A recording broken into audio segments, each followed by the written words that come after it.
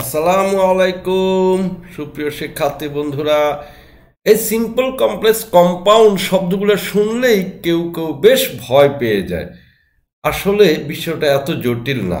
আমার সাথে এই ক্লাসটা অ্যাটেন্ড করো, তোমার ভয় কেটে যাবে ইনশাল্লাহ। হ্যাঁ, এই ক্লাসে আমরা এই যে দেখছো এখানে এসএসসি পরীক্ষায় 2020 সালে দিনাজপুর বোর্ডে যে সেন্টেন্সগুলো এসেছিল সেগুলো নিয়ে কাজ করব। আমি কাজ করার সাথে সাথে কখন কোথায় কি কারণে কি লিখছি না লিখছি ইত্যাদি বিষয় তোমাদের সাথে আলোচনা করব সরি, যাতে করে একই রকমের অন্য একটা সেন্টেন্স আসলে তুমি সেটাও অ্যাটেন্ড করতে পারো আর তোমার ভয় যেন কেটে যায়। হ্যাঁ, আর যারা একান্ত পারো, ভালোই পারো, যারা মোটামুটি পারো তাদেরকে বলবো ভিডিওটা পজ করে দিয়ে নিজে নিজে ট্রাই করো, পরে আমার সাথে আনসার মিলিয়ে নিবে। আর যারা একান্ত পারবে না তারা তো আমার সাথে এখন সামনে যাবেই। তো আরেকটু কথা বলি, এই ক্লাসটা অ্যাটেন্ড করে ক্লাস শেষে তোমরা অবশ্যই একটা কমেন্ট করে যাবে। হ্যাঁ, কমেন্ট না করলে আমি বুঝতে পারি না যে আমি কি অবস্থায় আছি, তোমাদের আসলে কাজে লাগছে কিনা বা অন্য কিছু প্রয়োজন কিনা। এই বিষয়গুলো কিন্তু তোমরা আমাকে জানাতে হবে, ঠিক আছে? তো আসো এখন আমরা প্রথম সেন্টেন্সটা নিয়ে কাজ করি। In order to acquire knowledge we should read books. তো এখানে কাজ করার আগে প্রথমে একটু বলে রাখি, অর্থটা বলি। In order to acquire knowledge, acquire মানে অর্জন করা। কি অর্জন করা? জ্ঞান অর্জন করা, knowledge. In order to acquire knowledge, জ্ঞান অর্জন করার জন্যে, জ্ঞান অর্জন করার উদ্দেশ্যে উই শুড রিড বুকস, আমাদের বই পড়া উচিত। এটা হচ্ছে সরাসরি অর্থটা। একটু অন্য একটা কথা বলবো, স্ট্রাকচারাল কথা। ইন অর্ডার টু, এই তিনটা শব্দ মূলত একটু পার্থক্য যদিও আছে, শুধু টু দিলেই হতো, মানে সেন্টেন্সটা যদি এমন দিত, to acquire knowledge we should read books, বই জ্ঞান অর্জন করার জন্যে আমাদের বই পড়তে হবে, তাহলে কিন্তু একই সেন্স বোঝাতো। তো এই জন্য আমি এখানে এই যে ইন অর্ডার টু এটা নেই মনে করে, শুধু টু আছে মনে করে কাজ করি, তাতে তোমাদের বুঝতে সুবিধা হবে, তোমরাও তাই করবে। আচ্ছা, যা হোক, এখন করতে বলেছে আমাদেরকে কম্পাউন্ড সেন্টেন্স, কিন্তু তার আগে আমরা দেখব এই সেন্টেন্সটা যা দেয়া আছে এটা কেমন সেন্টেন্স, ঠিক আছে? এই জন্য আমরা কি করব, আমরা প্রথমে আবিষ্কার করব এই সেন্টেন্সের মধ্যে ভার্ব কয়টা আছে। এই যে একটা হচ্ছে যে শুড রিড, এটা একটা ভার্ব এবং এটা সাবজেক্ট হচ্ছে উই, ঠিক আছে? আরেকটা ভার্ব তোমরা এখানে দেখছো অ্যাকোয়ার, মানে কি জ্ঞান অর্জন করা। এটা কিন্তু কোনো টেন্স প্রকাশ করছে না, কারণ হচ্ছে এটার আগে কি আছে, একটা টু আছে, প্রিপোজিশন আছে। আমি তোমাদেরকে আগের সেশনগুলোতে বলেছিলাম কোনো ভার্বের আগে যদি টু থাকে বা যে কোনো প্রিপোজিশন থাকে তখন সে ভার্বটা দিয়ে কোনো টেন্স প্রকাশ করে না এবং এটা কোনো সাবজেক্টও থাকে না। এবং আরও কথা হচ্ছে এই যে টু দিয়ে to acquire, to see, to come, to play, এরকম টু দিয়ে কোনো ভার্ব হলে গ্রামারে তার একটা নাম আছে, সে নামটা আমি একটু উপর দিয়ে লিখে দিই। গ্রামারের ভাষা আমরা এদেরকে বলি কি ইনফিনিটিভ, এগুলোকে বলা হয় ইনফিনিটিভ। এগুলা কোনো টেন্স প্রকাশ করে না, এদের কোনো সাবজেক্টও থাকে না। যাই হোক, তো সব মিলে তাহলে এখানে ভার্ব কয়টা হলো? একটা, সেটা হলো শুড রিড, আর সাবজেক্ট কয়টা? একটা, উই। সুতরাং এটা একটা সিম্পল সেন্টেন্স, ঠিক আছে? এখন আমাকে করতে বলা হয়েছে কম্পাউন্ড। তো আমি আগেও তোমাদেরকে বলেছি কথাটা, কম্পাউন্ড সেন্টেন্সে ইচ্ছে করলে সাবজেক্ট বাদ দেওয়া যায়, ইম্পারেটিভ স্টাইলে লেখা যায়।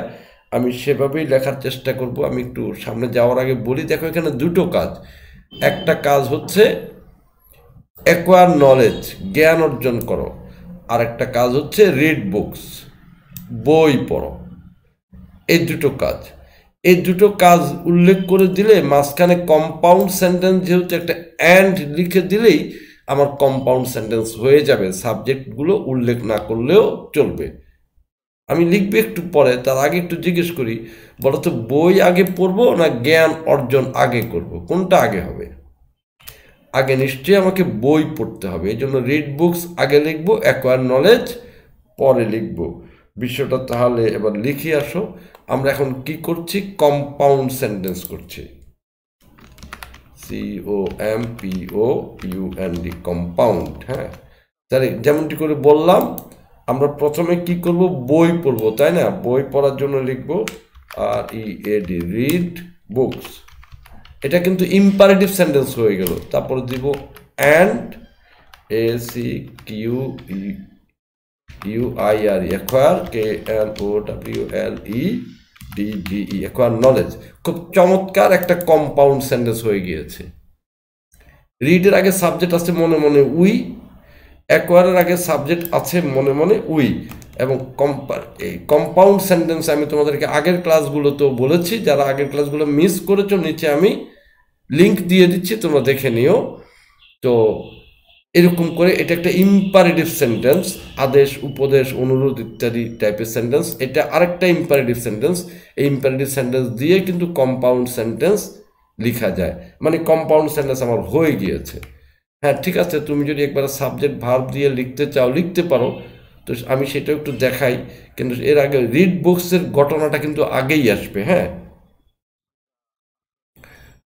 তাহলে কিভাবে লিখবো? বেশি সুন্দর হবে না সেটা, কিন্তু তাও আমি লিখে দিই। সেটা হচ্ছে এরকম,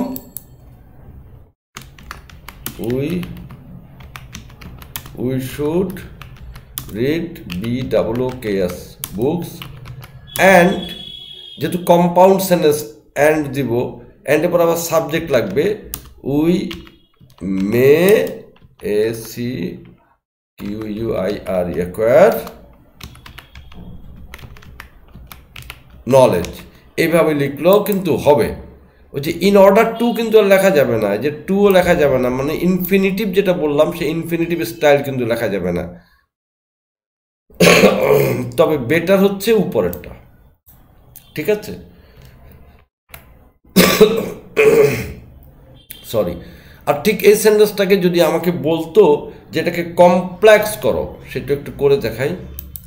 পরীক্ষা তো আসতেই পারে যে কমপ্লেক্সও আসতে পারে, COMPLEX। কমপ্লেক্স করতে গেলেও একই রকম। হ্যাঁ, ওই যে কম্পাউন্ডের মতোই করবো, এই যে এটার মতোই করবো। উই শুড রিড বুকস, আমরা জানি যে এটা তো কম্পাউন্ড সেন্টেন্স। কম্পাউন্ড সেন্টেন্সের সাথে কমপ্লেক্স সেন্টেন্সের কোনো পার্থক্য থাকে না, শুধুমাত্র লিঙ্কিং ওয়ার্ডটা চেঞ্জ হয়। এখানে যে অ্যান্ড আছে, অ্যান্ড চেঞ্জ হয়ে অন্য একটা লিঙ্কিং ওয়ার্ড আসবে।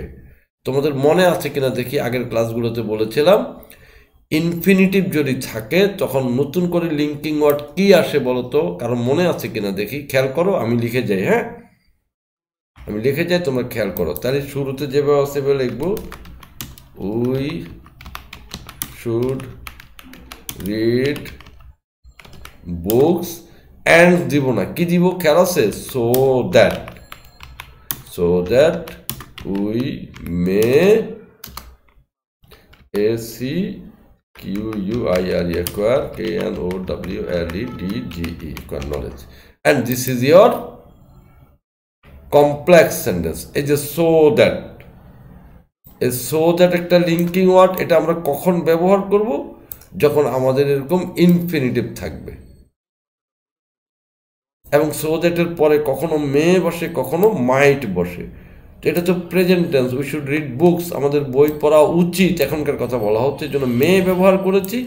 যদি পাস্ট টেন্স হতো তাহলে মাইট, MIGHT, মাইট ব্যবহার করবা। ঠিক আছে? তো কম্পাউন্ড সেন্টেন্স আমাদের করতে বলেছে, কম্পাউন্ড সেন্টেন্স আমরা করেছি। বেস্ট আনসার হচ্ছে উপরেরটা।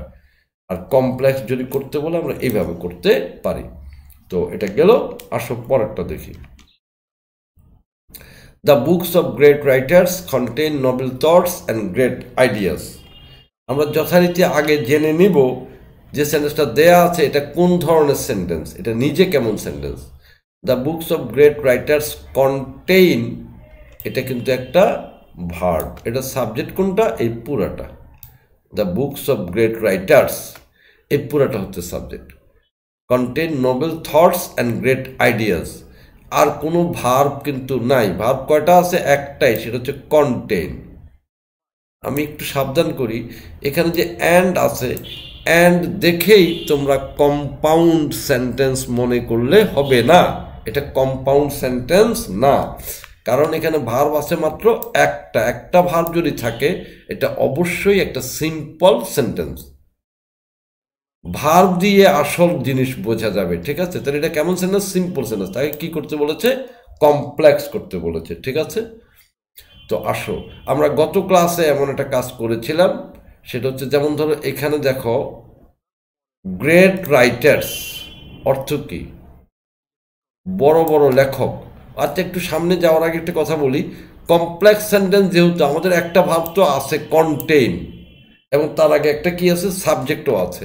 আমরা আরেকটা ভার্ব আরেকটা সাবজেক্ট আমদানি করতে হবে। তো আমরা ইচ্ছা করি যে গ্রেট রাইটার্স এই কথাটাকে চেঞ্জ করে একটা ডিজাইন করতে পারি। ডিজাইনটা কীরকম আমি নিচে লিখে দেখাই। আমি যদি এরকম লিখি WRITERS, রাইটার্স, রাইটার্স তো মানুষের জন্য হু দিব, হু আর গ্রেট, তাহলে কিন্তু এই কথাটাকে মিন করছে। গ্রেট রাইটার্স মানে বড় বড় লেখকগণ, মহৎ লেখকগণ। রাইটার্স হু আর গ্রেট, ওই সমস্ত লেখক যারা অনেক বড় বড়। দুটা কথা একই, কিন্তু এর মধ্যে একটা ঘটনা ঘটে যাচ্ছে। আমি যদি এইভাবে করে লিখি তাহলে এখানে একটা সাবজেক্ট পাচ্ছি আমি হু, একটা ভার্ব পাচ্ছি আর আর আগে অলরেডি একটা ভার্ব তো আছেই কন্টেন, তার সাবজেক্টও আছে। তাহলে কিন্তু আমার এটা কমপ্লেক্স হয়ে যায়। তো কিভাবে লিখবো আসো আমি লিখে দেখাই তোমাদের সরাসরি। হ্যাঁ, এখন আমরা করছি কমপ্লেক্স, COMPLEX। হ্যাঁ, কমপ্লেক্স। তাহলে শুরু করে যথারীতি আগের মতো করে। কিভাবে শুরু করব? প্রথমে লিখবো the books, the BOOKS, books of, ওই যে গ্রেট রাইটার এটা তো লিখবো না, গ্রেট রাইটার না লিখে এটা লিখবো রাইটার্স হু আর গ্রেট, ঠিক আছে? তাহলে আমাদের ঘটনা ঘটে যাবে, পজিটিভ কিছু হয়ে যাবে। WRITERS, writers who are GREAT, great. সামনে যা আছে সব লিখে দিব। কন্টেইন, কন্টেন কি কন্টেন করে?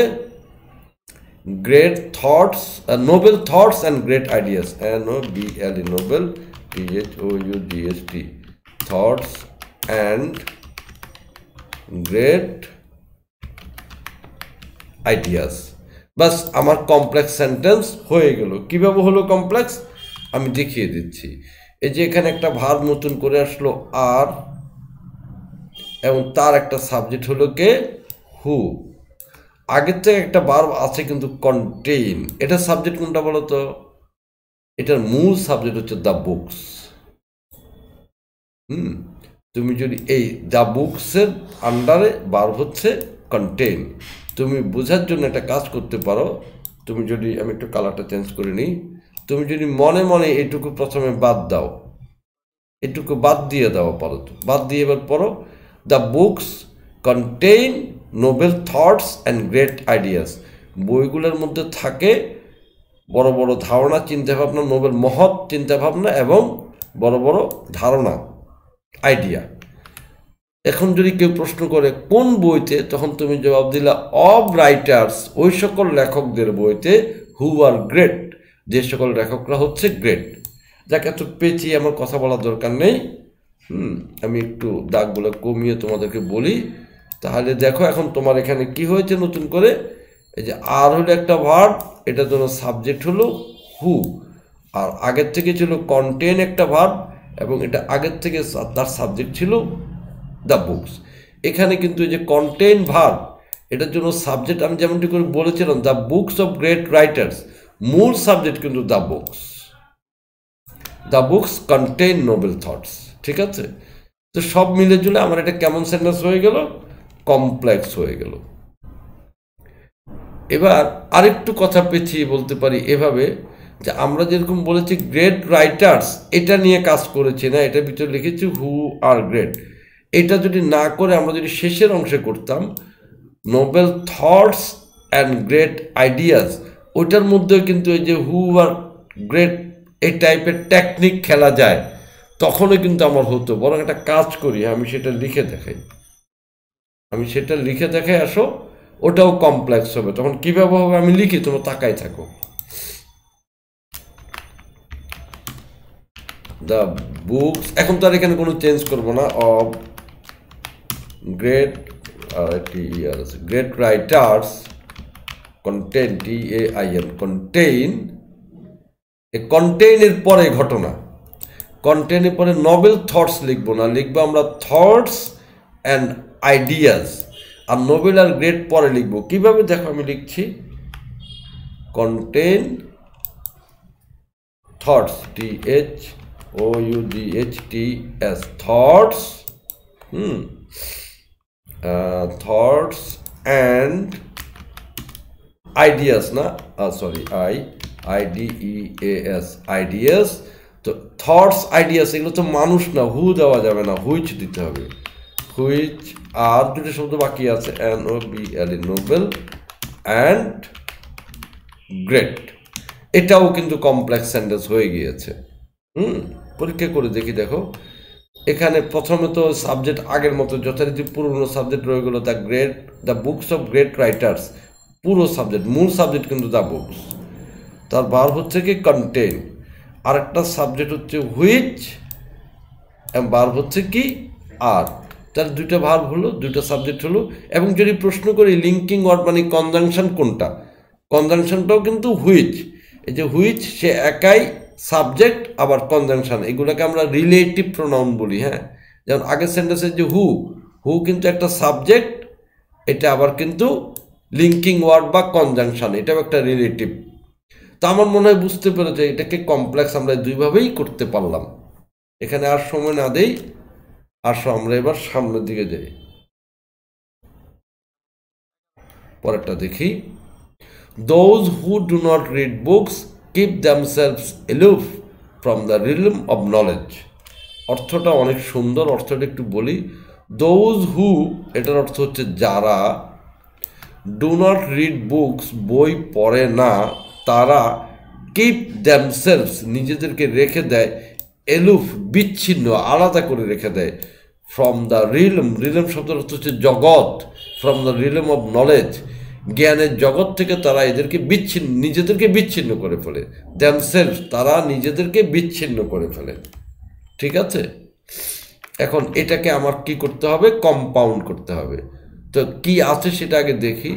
দোজ হু একটা সাবজেক্ট আমরা যেমনটি করে শিখেছি, আর তার সাথে ভার্ব হচ্ছে ডু নট রিড, তাহলে একটা সাবজেক্ট একটা ভার্ব হলো।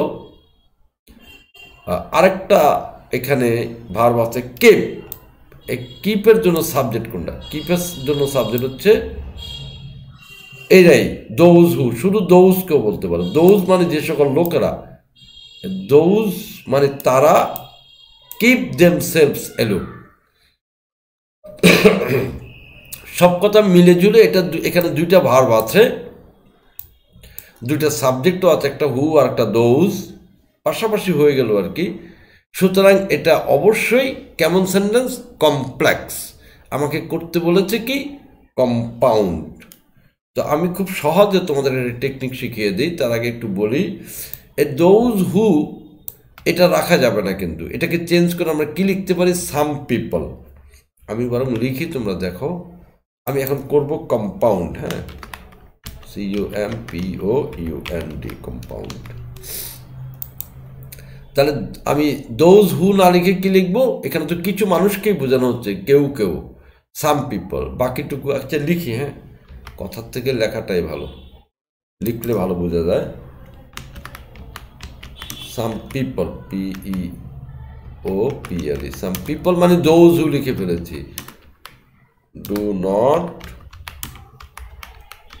রিড বুকস, তারপর একটা অ্যান্ড দিব কম্পাউন্ড সেন্টেন্সের জন্য, অ্যান্ডের পরে সাবজেক্ট একটা লাগবে, সাবজেক্ট দিলাম দে, ভার্ব হচ্ছে কিপ, ALOOF, এলুফ, বিচ্ছিন্ন করে রাখে, কাকে, দ্যামসেলভস, নিজেদেরকে।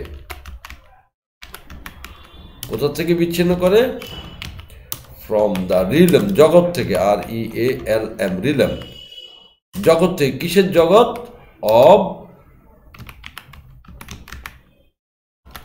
নলেজ, জ্ঞানের জগৎ থেকে তারা নিজেদেরকে বিচ্ছিন্ন করে ফেলে। এই দিয়ে আমার এটা কম্পাউন্ড সেন্টেন্স কিন্তু হয়ে গেল। এবং আমরা দেখো এখানে লিঙ্কিং ওয়ার্ড ছিল হু, সেই লিঙ্কিং ওয়ার্ড এখন আর নাই, এখন লিঙ্কিং ওয়ার্ড হয়েছে কে? অ্যান্ড। লিঙ্কিং ওয়ার্ড বলতে আমি বেসিক্যালি কনজাংশন বুঝিয়েছি, এবং কম্পাউন্ড সেন্টেন্স, কমপ্লেক্স সেন্টেন্স, এগুলোতে অবশ্যই লিঙ্কিং ওয়ার্ড থাকে। তাহলে এখানে সাম পিপল সাবজেক্ট এবং দে সাবজেক্ট। সাম পিপলের সাথে ভার্ব হচ্ছে ডু নট রিড, এবং দের সাথে ভার্ব হচ্ছে কিপ। আচ্ছা, তো একটু 1 ডিগ্রি বাড়িয়ে একটা কথা বলি, সেটা হচ্ছে তুমি যদি এই ডেটা বাদ দিতে, কারণ এই ডে দিয়ে তো সাম পিপলকে বোঝানো হচ্ছে, তাও কিন্তু শুদ্ধ হতো। Some people do not read books and keep aloof themselves from the realm of knowledge. কারণ দে দিয়ে একজাক্টলি সাম পিপলকে মিন করা হচ্ছে, এই জন্য দে এখানে না দিলেও চলবে, আবার দিলেও কিন্তু সুন্দর হচ্ছে, বৃষ্টি দেখাচ্ছে না। সব মিলে আজকের ক্লাস শেষ। তো অবশ্যই কমেন্ট করবে, না হলে কিন্তু আমার কাছে খারাপ লাগবে। তো আল্লাহ হাফিজ।